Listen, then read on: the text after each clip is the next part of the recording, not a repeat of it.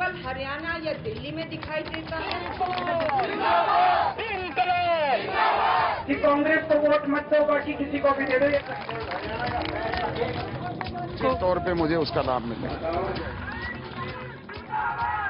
आपकी एक एक वोट अन्ना की एक एक सांस के बराबर है।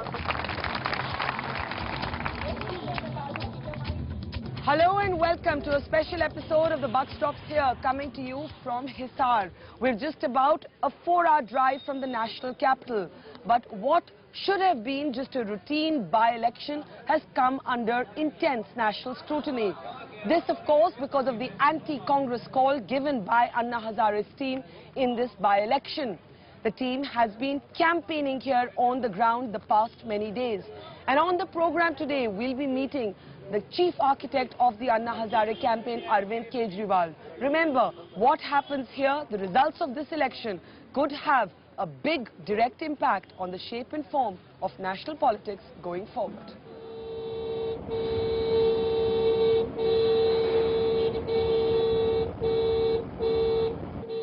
Never before, perhaps, have so many roads led to Hisar. The otherwise nondescript district in the northern state of Haryana is suddenly a volatile subject of national debate, grabbing headlines for the most unexpected of reasons.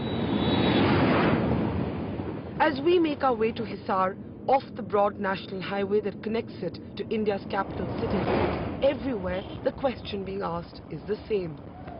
At street-side corners and local chai shops, as men amble under the shade of giant trees and puff their afternoon hookahs, the animated political discussion is all about what this by-election may mean for the ruling Congress. Till this election, this area was a fiefdom of Bhajan Lal, an old warhorse of Indian politics who broke away from the Congress party. It's his death that has triggered this by-election and many believe has catapulted his son Kuldeep Bishnoi into centre stage. This was an election that was always set to be three-cornered in character. Bishnoi, Om Prakash Chautala's son Ajay Chautala and the Congress candidate Jai Prakash. An election in which a possible consolidation of the anti-Jat vote had already weakened the prospects of the Congress. But in a triangular fight, it's the fourth player that has everybody's attention. Anna Hazare! Anna Hazare! अगर आपने कांग्रेस को इतनी बुरी तरह से हराया कि वो जन लोकपाल बिल पारित कर दे, तो अन्ना को दोबारा अनशन के ऊपर नहीं बैठना पड़ेगा। आपका एक एक वोट के अंदर अन्ना की एक एक सांस समाई हुई है।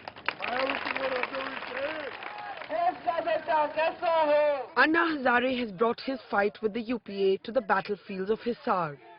Armed with CDs of a videotape message from Anna, key members of his team have been canvassing door to door, village to village, exhorting the people here to not vote for the Congress.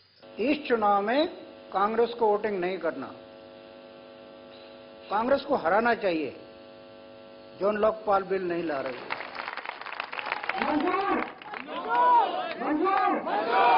गलत तो नहीं कह रहे, कांग्रेस को मंजूरी है। So has an anti-corruption crusade now become an anti-Congress campaign? हमारी कांग्रेस से कोई दुश्मनी नहीं है, हमारा कोई उनसे नफरत नहीं है। At every rally, Anna's team is at pains to stress that the enmity with the Congress is not personal, but a war over the Lokpal bill. और वोट किस चीज के लिए डालेगा? भ्रष्टाचार मुक्ति के लिए। और भ्रष्टाचार मुक्ति के लिए मोहर है जन लोकपाल बिल, कानून है जो हमें वो व्यवस्था देती है। Anna's team has clearly got under the Congress's skin. An initial bravado dismissed the dare thrown to it, with Congress leaders claiming that this is after all just one election seat in a state where a successful chief minister has won 2 consecutive terms. In other words, it's an election that is not any sort of referendum on the national mood. But perhaps rattled by the public perception of the Anna campaign and a possible electoral defeat, the party is now pulling out all stops. Perhaps raising the stakes even higher, the Chief Minister has been personally leading the campaign and pulling in big guns from the nearby states, from Delhi to Rajasthan. मैं उस सिफल society के नुमाइंदों से सिर्फ एक प्रश्न पूछना चाहती हूं कि क्या आपको भ्रष्टाचार केवल हरियाणा या दिल्ली में दिखाई देता है? क्या आप पंजाब में नहीं भ्रष्टाचार देख रहे? क्या आप अहमदाबाद गुजरात में नहीं भ्रष्टाचार देख रहे? क्या आप कर्नाटक में नहीं भ्रष्टाचार देख रहे?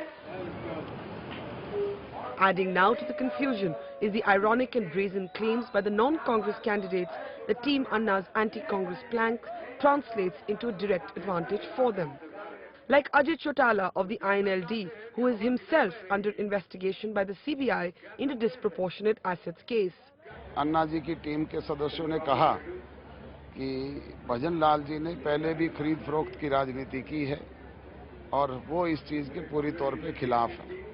तो अपना मैसेज तो वो क्लियर कट दे चुके हैं, अब मुझे कहने और बताने की आवश्यकता नहीं। कांग्रेस के खिलाफ तो वो नाम लेकर के मांग रहे हैं।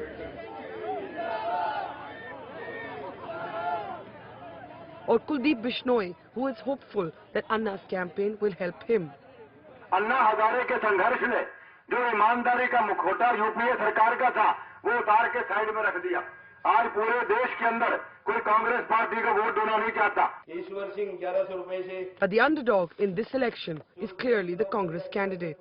3 उम्मीदवार हैं, एक अजय चौटाला है, एक कुलदीप बिश्नोई, एक जयप्रकाश। 2 भ्रष्ट ऑलरेडी। अजय चौटाला चार्जशीटेड है करप्शन में, वो तो ईमानदारी नहीं कह सकते। कुलदीप बिश्नोई के ऊपर बहुत से ऐसे गंभीर आरोप हैं जो करप्शन के हैं। खुद केजरीवाल जी ने ये कहा कि जयप्रकाश ईमानदार है, लेकिन वो कांग्रेस का है और कांग्रेस छोड़ करके आ जाए। Unfazed by the controversy, Team Anna says the reaction of the Congress is proof that their anti-corruption Andolan is having the desired effect. Their slogans do seem to strike a chord with a wider anti-politician anger. As Anna's team arrives in this village school, they are welcomed like local heroes.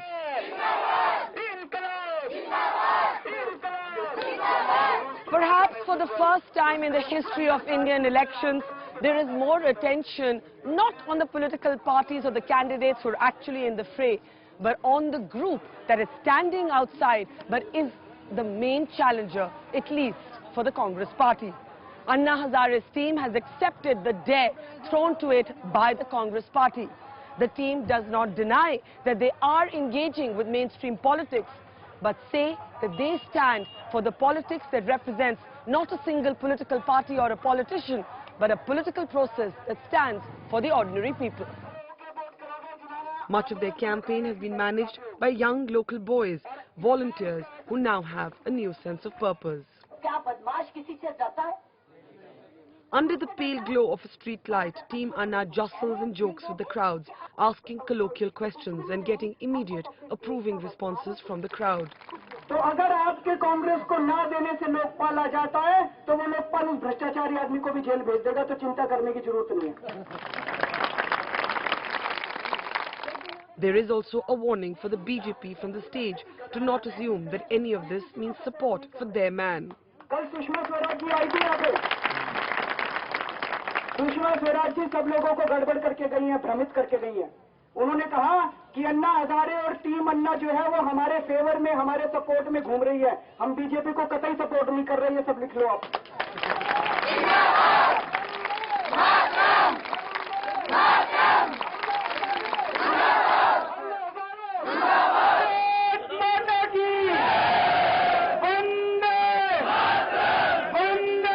The sun has set, but the day is not over yet. At the last rally, the Anna team draws a mammoth crowd. Wearing Anna caps and clutching their cell phones, the people fall over themselves to get a picture of what they believe is a moment in history. और अगर हिसार के लोगों की वजह से जन Lokpal bill बन जाता है तो हिसार का नाम इस देश के इतिहास के अंदर लिखा जाएगा। सारा देश आप लोगों का ऋणी होगा अगर आप लोग जन लोकपाल बिल बनवा दे, तो सारा देश आपको सलाम करेगा। Whether it's street corner nukkar meetings or chock-a-block big rallies like this one, one thing is certain, the Congress certainly has reason to worry. Anna Hazare's anti-corruption crusade has now clearly become an anti-Congress campaign. Team Anna says this is because it is the Congress that is the party in power and the accountability must be that of the ruling party. They say if the BJP were the party at the centre, it would meet the same fate. But one thing is clear, what happens in the Hisar by-election could change the template of Indian politics forever. For the first time, a challenger outside of the system of those who are standing for elections is proving to be perhaps the main opposition.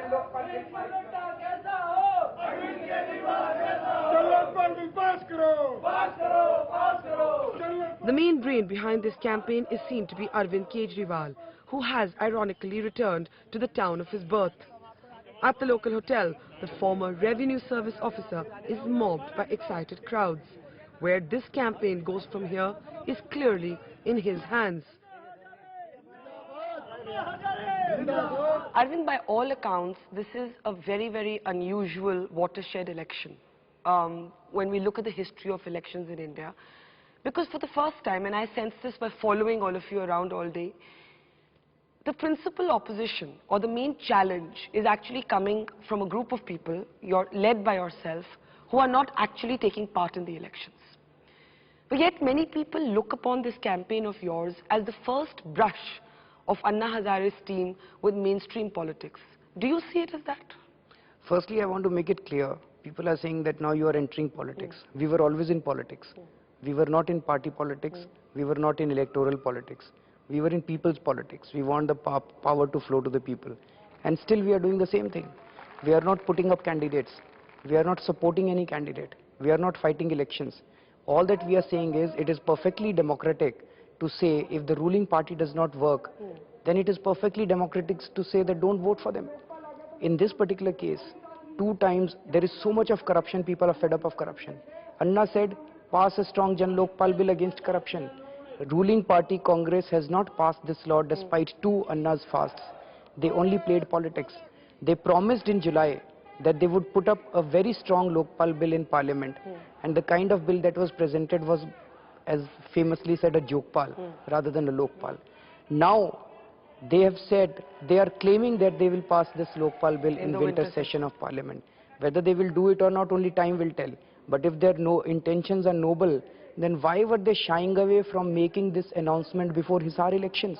We approached all the political parties and we said before Hisar elections that give a written commitment to the people of Hisar that you will pass, you support Jan Lokpal bill. All the other parties did it. Only Congress did not. So you're saying that your campaign in Hisar has in a sense forced them to set a deadline? Yes. I think that is, now all of them are saying we'll do it in winter session, we'll do it in winter session. Earlier they were not saying that. Now that they've said it, why has that not made you step back a little from the fact that you are actually here and telling people do not vote for the Congress? They are only saying winter session will present a bill. What kind of bill? If they make a written announcement, we are not saying give it a written and this thing to us. Make a written announcement, we will pass Jan Lokpal bill in winter session, we'll withdraw our campaign. If they give it in writing, what is the informal sort of response you've got from the government? Because by now, you have done so many rounds of talks with so many of their representatives, the last one perhaps being with Pranab Mukherjee and Salman Khurshid. Is there any word you're getting from them through the back channels, through interlocutors, that they are willing to look at what you're asking? Nothing. We are having no back channel talks. Right? Nothing at all. So there's no one who's tried to reach out to you from the government and said, we understand, we hear what you're saying, we'll do this, please stop your campaign. There's nothing like that. Would you accept the characterization of your campaign here in Hisar as an evolution of Anna Hazare's anti-corruption crusade to now an anti-Congress campaign? Yeah, this is an allegation that is being made that why has suddenly this anti-corruption movement turned anti-Congress. I just want to say that it is Congress, that party that is in power. It is the duty of the ruling party to pass a bill in the parliament. Now the party has not been doing it. So therefore, it is natural consequence that it is being seen as anti-Congress. We have no hatred for Congress. We have nothing against Congress. All that we are giving this thing appeal to the people is, don't vote for Congress till they pass this bill. Once they pass the bill, after that let the people vote for any party including Congress. We have nothing against Congress. But till such time as they don't pass the bill, don't vote for them. If BJP had been in power and if they had done the same thing, we would have told the people not to vote for BJP. So because Congress is in power and Congress is not understanding the language of Anshan, it only understands the language of votes. Therefore, we are telling the people, don't vote for Congress till such time as they pass the Lokpal bill. Our only and only aim and intention is Lokpal bill. We have nothing else. We are entering into this. It's become a part of our campaign. This election has become like an Andolan. It has become a part of the movement. I heard your speeches today. You also made a reference to Sushma Swaraj's campaign here. Are you also sending a message to the BJP that you cannot use the Anna Hazare campaign to back one of your own candidates? I completely agree. I think it was very unfortunate that they tried to do it yesterday. When they said that Anna's team is backing BJP candidate, it is completely incorrect. You have been to our meetings. Yes. We never support any of the candidates. We are only saying that out of the 39 other candidates, vote for anyone. Find out a good candidate, because the local people know who is what. Even if a candidate does not have a charge sheet against him, the people know whether he is clean or he is not. Let the people make their own choices. We are not backing any candidate. All that we are saying is don't vote for Congress.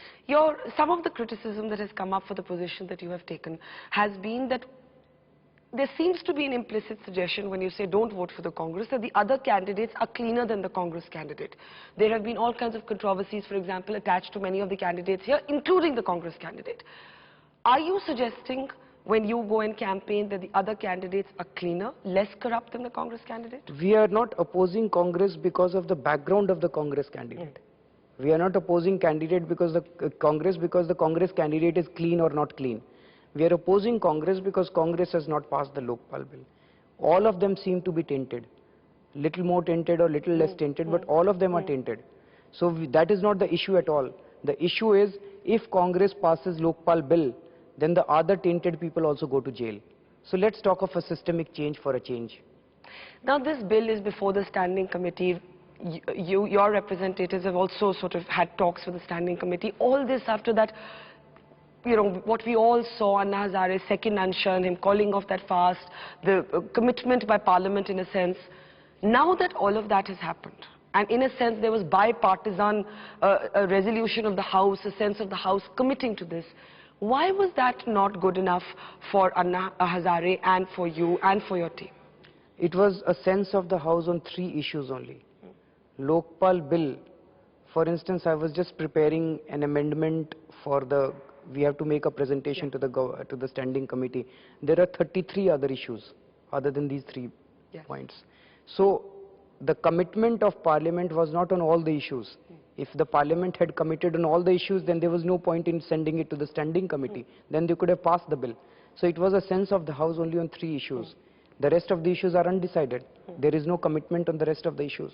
So we are talking of the entire Lokpal bill now. Do you believe that the standing committee should have the maneuverability to finally decide on the shape and form of the bill? Because you just said that you want a commitment from the government in writing that it is the Jan Lokpal bill that must not just be introduced but passed. But at the same time, you are also in talks with the standing committee. You will be making this presentation.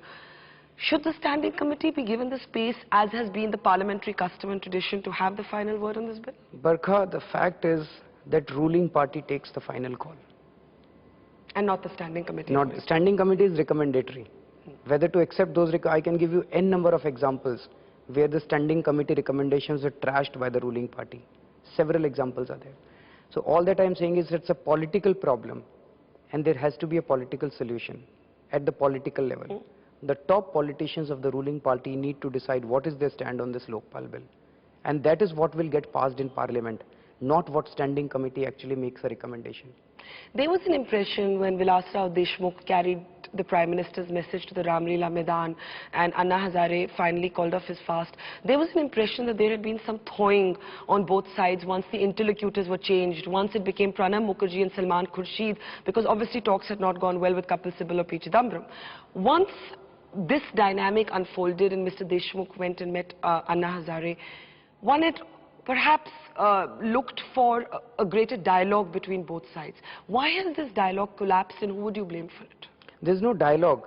There's no dialogue at all? There was no dialogue at all. It was just a commitment sense of the House given in writing by the Prime Minister. After that, there's been no dialogue. No other meetings after that? No other meetings after that. There's been nothing after that. Do you feel disappointed in a sense by that? Do you believe that something could have been done to build up on that initial breakthrough?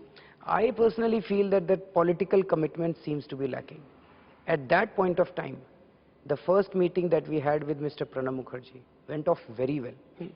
When everybody expected that there was going to be a breakthrough. Yeah, everyone expected, and he almost committed on everything else other than these three issues. Okay. And on those three issues also, he said, within an hour I'll talk to the Prime Minister and get back to you. And we felt that the Anna's fast might break within an hour. But after an hour, they had that CCPA meeting and they fought with each other. And ultimately, they just, it seems it was said that why did they talk to us, etc., etc. And finally, next day when we met, they completely went back on their word. So we really don't know where do we stand on the rest of the issues. On that particular day, it was an informal understanding. They made us believe that they accepted everything other than these three issues. Now, these three issues have also been accepted. Yeah. So one would assume that informally there is no problem that they have. They should have given it in writing before Hisar elections. They should have announced it before Hisar elections. But when they are not announcing now, it leads one to suspect that are they going to present similar kind of a Jokpal bill in winter session also? So all that we are saying now, right now it's a question of only one seat, effectively. We are saying that we will encourage and appeal to the people of India not to vote for Congress till such time as they pass the Lokpal bill. So between winter session and now there's just Hisar elections. Yeah. If they pass winter session, if they pass the Lokpal bill, we'll withdraw our opposition. You have been now in many rounds of talks with different members of this government. First as a member of the Lokpal drafting committee, then in those talks that took place to break off Anna Hazare's fast. What is your assessment? What has gone wrong? Because this government started by creating this committee to talk to all of you, and it seemed to have alternated between negotiation and aggression. Negotiation and aggression. You've now met many of the leaders. How would you read it? Frankly, the joint committee, they had no intention to have a proper dialogue or have a proper draft for Lokpal bill. When did you realize that? In the first meeting didn't go off very well. And you can now see the audio because tapes. The tapes are out. The tapes are out. Second meeting, I had a feeling. And you see that 16th April, the first meeting took place. I felt that first meeting, they were just making a fool of us. And immediately after that, suddenly the CDs came out, Bhushan CDs came out, their land deals came out, everything started coming out. In the next 15 days, they tried to break this committee. They tried their best that some of us would resign, but they failed. So 2nd May, when the next meeting took place, I had a feeling that they were serious.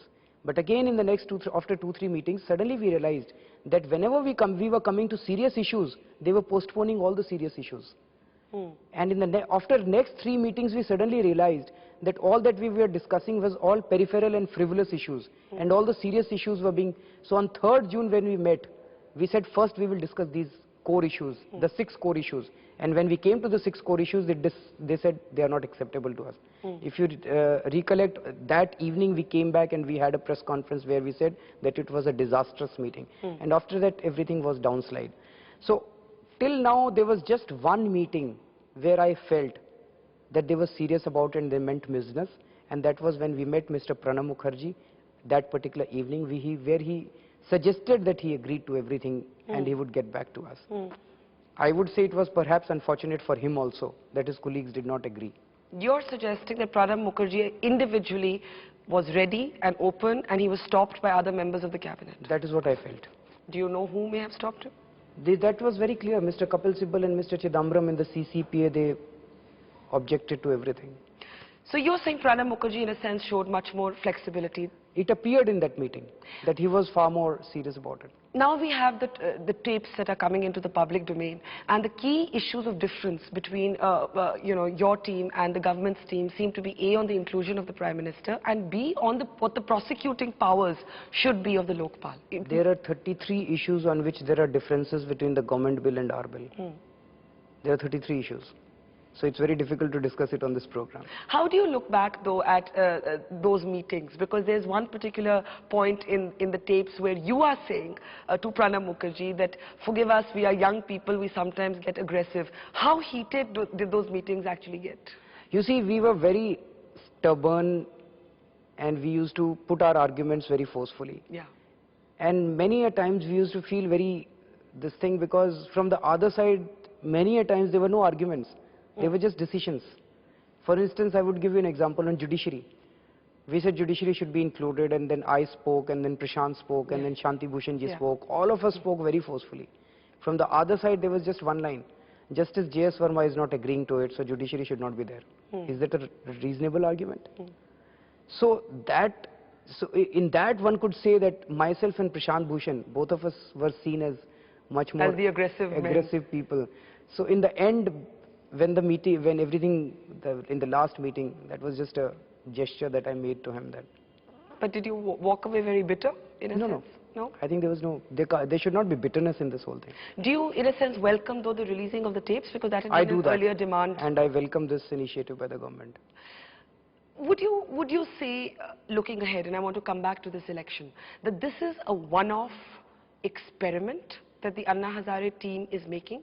Or would you now extend this experiment? Because like I said, we've not really seen anything like this in Indian elections, that a pressure group actually comes into the mainstream of politics, into the hurly-burly of politics, and exerts the kind of pressure on policymakers to say, if you don't do this, we will exert this kind of pressure. Is this a one-off, or is this something we're going to see in the build-up to 2014? Let's see how it rolls out, and let's see what is the outcome. It will depend on that. But is it only about the Jan Lokpal? Does Anna Hazare's campaign, in a sense, begin and end with the Jan Lokpal? No, there is a lot on agenda. He's already announced right to recall, right to reject. That's why I'm asking. So it depends on how this particular strategy rolls out and what is the outcome. If it is successful, it should be repeated. Why not? To those who say that if you've come this far, why not just contest an election? Why doesn't Anna Hazare contest an election? Why doesn't Arvind Kejriwal contest an election? And I have to say that, you know, as an orator, you all certainly have all the skills. So why not? There are two responses to that. One is Congress has been repeatedly saying this. Why don't you fight elections? I want to ask Congress, have you given up then? Have you decided, have you thrown up your hands and you're saying that we will not do anything? And now you go and fight elections. If that be the case, first you resign, then we will decide whether we have to fight elections or not. It is our call that we have to take. Second point is, it is a very distorted understanding of democracy, that if the ruling party to whom we voted to power, if they indulge in corruption, they turn around and say that if you want to raise your voice against corruption, then you first go and fight elections. I am a citizen of this country. I have every right to fight against corruption. I have every right to demand a strong anti-corruption law. Tomorrow, if there are communal riots, they will turn around and say, don't raise your voice against communal riots. First you go and fight elections and then you raise your voice against communal. That's complete absurd. We want to stay ordinary citizens of this country and raise our voice against corruption and communal riots. And if that is successful, my raising of the voice, that would be deepening of democracy. If every person who wants to do something for the country has to fight elections and go in the system, I think that is not deepening of the democracy.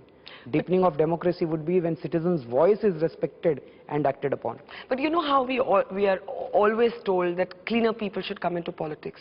हम लोग ये काफी बात करते हैं that you know politics. Let's create a mahal. We have decided a role for ourselves. We'll stay outside the system and exert pressure on the system. There are a lot of other clean people in society. We want to create a system wherein the clean people can actually walk into the system. Today that does not exist. There are too many obstacles and too many hurdles, and it is almost impossible for clean people to enter politics. Let other clean people enter politics. We want to stay out. Why do you want to stay out? To understand that position a little more, why are you so adamant that you are, as you said, political? You stand for what you call the politics of the people, of ordinary people. Why are you so adamant that you will stay out of the system? Because if I have to work for the politics of the people, I have to be a part of the people, not a part of the system. If I stay a part of the people, I would be able to empower the people. By being a part of the system, I won't be able to do that. We want to have a system where the people are empowered and where the people in power actually slowly and gradually become redundant, and the real power flows from the people of this country. So we want to stay a part of this side rather than that side. So for yourself, you are categorical that you will not contest an election. I am very categorical that I will never contest elections and never hold any position. And that holds true for all of Team Anna or only for you? As of now, today, but I can't vouch for what decisions one would take in future about other people. But for me, I've decided that I will never do it. Digvijay Singh says, and we've all heard this, and Digvijay Singh often provokes Anna Hazare's team, that Anna Hazare is the BJP's presidential candidate, and now he goes a step further and he says that if this is untrue, then the BJP must deny it publicly. So let BJP do it. What do you think? I don't know. It's a politics between BJP and Congress. So let them fight it out. What does one make of this constant, in a sense, provocation, reaction, provocation between Anna Hazare's team and Digvijay Singh? When I was interviewing Anna Hazare in Ralegan, I asked him, and he gave me quite an interesting anecdote, and he said Digvijay Singh used to touch my feet. We used to actually work together in Madhya Pradesh. So obviously there was a time when Digvijay Singh was quite liked by Anna Hazare and vice versa. So what's happened? I really don't know. Only Digvijay Singh ji can tell about it. That today he says that Anna Hazare is mad and he should be sent to an asylum. And till yesterday he used to touch Anna's feet. So only Digvijay Singh ji can provide an answer to that, why he has changed. But this allegation made by him that Anna Hazare is looking to be the president of India now? I don't know where he got this idea from. It's completely absurd. Anna Hazare doesn't want to become president of India.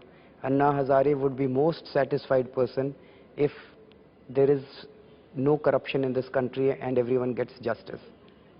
I want you to talk a little bit about the ideology of the Anna Hazare team. Because if one studies it a little more closely, one understands that it is the very emotive issue of corruption that brings all of you together and brings all of your supporters together. And those supporters come from all walks of life, all classes. They cut across types of people. Do you sometimes feel within the team, and as somebody who's seen as really the brains behind this campaign, Arvind, that the ideological collision creates problems for you? I'll give you an example, because your colleague Prashant Bhushan is seen to be economically left of center. A lot of your support, for example, came from people who may not be left of center, who may disagree very much with Prashant's positions, for example, on the Maoist issues, or, the relationship between the citizen and the state. So how do you manage all of these ideological contradictions? You see, I think it will be best if that is the reason we have not formed an organization. It is a people's movement, and there is no state coordinator, city coordinator, there is no committees, etc. It's just a people's movement and remains a people's movement. Depending upon the issue that you choose, you will find your supporters and you will find the people against you. Yeah. So today when you have corruption as an issue and Lokpal as an issue, you have most of the people on this side and some people on the other side opposing you. When you take, say, the issue of Maoists, suppose the campaign were to take this issue at some point, then it will be a complete realignment of supporters. Some people will go on the other side, some people might jump on this side. So it will depend on issue to issue. It's not that we have a set of same followers who are going to support us every time. So this realignment would take place every time. But would you be looking at embracing a wider rainbow of issues? Because now, for example, from Kashmir, there are appeals coming. From Manipur, there are appeals coming. That is the reason in the last core committee meeting, we decided that we will just follow Jan Lokpal issue right now. On the other issues like right to reject, right to recall, and the Gram Sabha issues that Anna Hazare raised, we will initiate a debate in the country. We will not take positions on it right now. We will just talk of Lokpal bill right now and take up issues one by one. You made a statement saying that Parliament, when you were asked whether, in a sense, about the supremacy of Parliament, you actually said that not just is Anna Hazare above Parliament, but every ordinary citizen is. Some people would argue that that subverts the very sort of structure of the Indian Constitution, where it's the Constitution that's supreme. How do you respond? I don't agree with that. I think that's not the right position. First, 1947. Firstly, I want to mention that Karan Thapar played foul in that interview because he made headlines as Anna Hazare is supreme than Parliament. That was not the case. What was the case was I said that every citizen is supreme.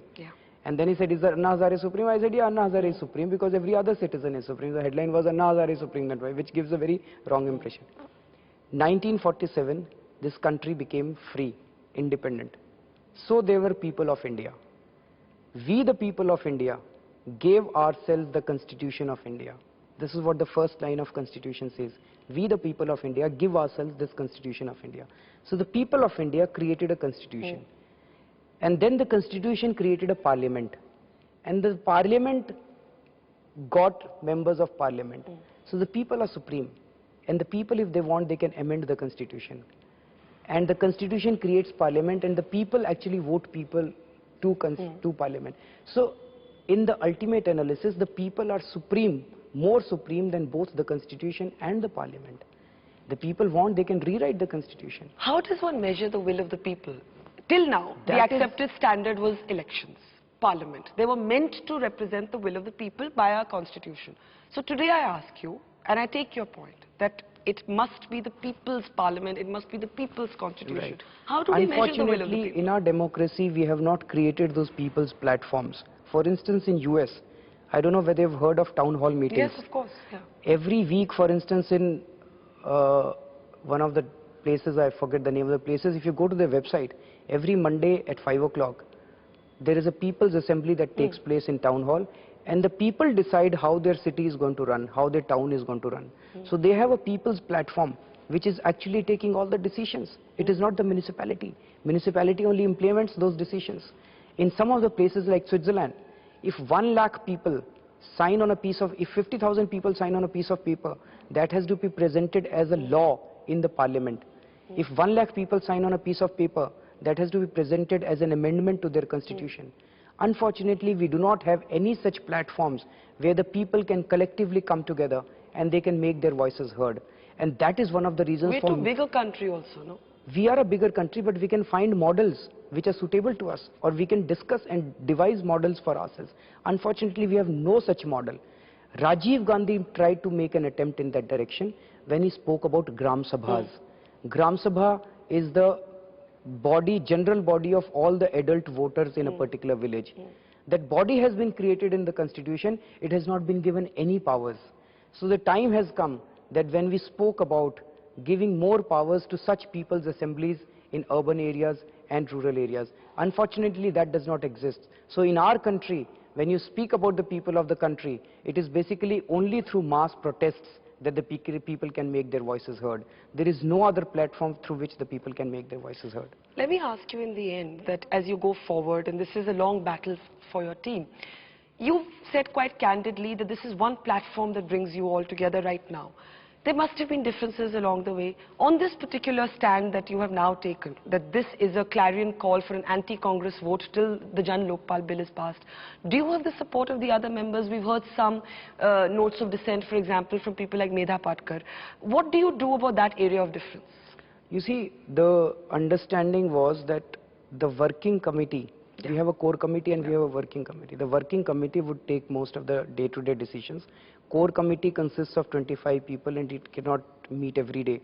Working committee consists of 6 people who are resident in Delhi and they can meet at very short notices. Working committee took this decision. We communicated on phone with the rest of the members, whoever we could talk to, and then Annaji finally Took the call. announced it.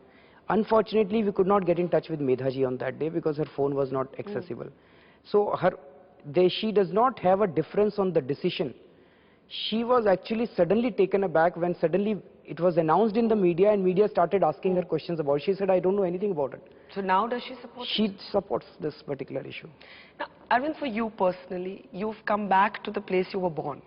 I mean, one has to sort of underline that. This is just temporary, only these elections. So it's No, I know. But for you personally, this journey, you know, you were born in Hisar, and so many things have happened with you along the way. IIT Kharagpur, Max SA, government service, RTI, that was really your big baby. Now Anna Hazare's team, and then you bring it back in this watershed election to the place where you were born. Where do you see yourself? Where does Arvind Kejriwal see himself going from here? I have a few dreams. Lokpal bill, judicial reforms, electoral reforms, and complete decentralization of power in the manner I have just spoken to about Switzerland and US, etc., etc. That is the kind of model that we would like to be implemented in India. Once that is done, I would like to do something else other than this. What's something else? I do a lot of meditation. Vipassana? Vipassana. And it's my dream that after a few years, I should do full-time into that. Well, I think before that happens, you'll need to be talking a lot and fighting many battles. Right. It's been a long day for you. Thank you so much, Thanks, Arvind. Pleasure thanks, talking Martha. to you. Thank you.